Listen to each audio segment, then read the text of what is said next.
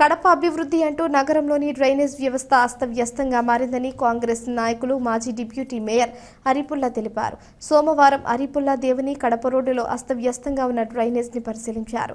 ఈ సందర్భంగా ఆయన మాట్లాడుతూ గత కొన్ని నెలలుగా నగరంలో అభివృద్ధి పేరిట కాలువలను తవ్వి పనులు పూర్తి చేయకుండా నిర్లక్ష్యం వహించడం వల్ల ప్రజలు ఇబ్బందులు పడుతున్నారన్నారు. కడప ప్రజలకి, కడప కమిషనర్ గారికి, కడప కలెక్టర్ గారికి నమస్కారం.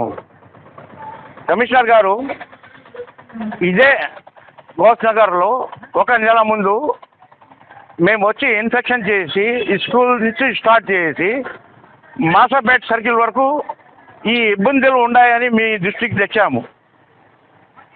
సంతోషం, మీరు వచ్చారు, వారంలోనే వచ్చేసి అన్నీ ఏమున్నాయని చూశారు. మనకు కూడా చాలా తృప్తి అయింది. కమిషనర్ గారు మేము చెప్తే పాటనే వారంకైనా వచ్చి ఈ పరిష్కారం చేస్తారని అనుకుని ఉన్నాం మేము. కానీ ఈ నెల అయిపోతే కూడా ఇప్పుడు వరకు ఎటువంటి ఒక్క ఇంచు కూడా ఇక్కడి నుంచి, ఒక ఇటు కూడా అక్కడి నుంచి పడలేదు, ఒక ఇటుగా ఇటు నుంచి కూడా పడలేదు. ప్రజలు ఇబ్బంది ఏమో అట్నే పడుతున్నారు. ప్రజలకి పిలిపించి మేము అరే మీరు వయసు ఇవ్వండి అంటే అమ్మ లేదండి మేము ఇస్తే మా పైన కేసులు కొట్టారు, ఏమైనా కానీ పోరాడాల్సి ఉంటుంది మీరే, కానీ మేమేం పోరాడేది ఉండదు అని ప్రజలు స్వయంగా వచ్చి మాకు మీడియాకు రాలేకుండా పక్కన నుంచి చెప్తాను. ఏంటి ఇది పరిస్థితి, ఏంటి మనకు ఏదో మీరు మంచోళ్ళు వచ్చారు, కడప నగరంకి బాగా చేస్తారు అని మేము అందరూ అనుకున్నాము. కానీ ఎట్లా ఉంది అండి పరిస్థితి, కడప పరిస్థితి? మీరు చేసింది చాలా బాగుంది, ముఖం కడుక్కున్నారు, పౌడర్ వేసుకున్నారు, ఏరిగింది కడగలేకపోయినారు, వాసన లేకుండా ఏమొస్తుంది? అట్లే ఉంది పరిస్థితి. ఇది బాగలేదండి, ఇది మీ పద్ధతి బాగలేదు. మీకు ఎవరు పెద్దోళ్ళు ఉండారో ఏవో మాకు తెలియదు, కానీ మీరు నిర్లక్ష్యం చేస్తున్నారు, చాలా నిర్లక్ష్యం చేస్తారు.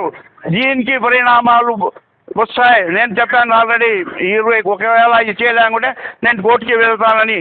ఇప్పుడు కూడా సమయం ఏం కాలేదు. మీరు వచ్చి రేపు మండలంలోనే ఇవన్నీ ఇబ్బందులు అన్నీ తొలగించి మీరు వర్క్ స్టార్ట్ చేస్తే బాగుంటుంది. లేదా ప్రజలందరూ ఆఫీస్ కాడికి వచ్చి ధర్నా చేస్తాం ఫస్ట్. దాని తర్వాత మీ ఏం చేయాలా ఏం చేయాలనేది మా చేతిలో ఉండదు, ప్రజల చేతిలో ఉంటుంది. మీరు ఆలోచించుకొని ఈ ముందు ఈ మశానాన్ని కూడా చెప్పాను మీకు. ఆ మశానాటి కూడా చెప్తే ఇప్పటి వరకు ఆ దర్గా చూశారు, దర్గా కూడా కట్టలేదు. ఈ కల్వర్ట్ ఇన్ని రోడ్స్ ఉన్నాయి, ఈ రోడ్స్కి మెయిన్ రోడ్స్కి ఒక్క రోడ్డు కూడా కల్వర్ట్ వేసుకొని దానికి లింక్ చేయలేదు.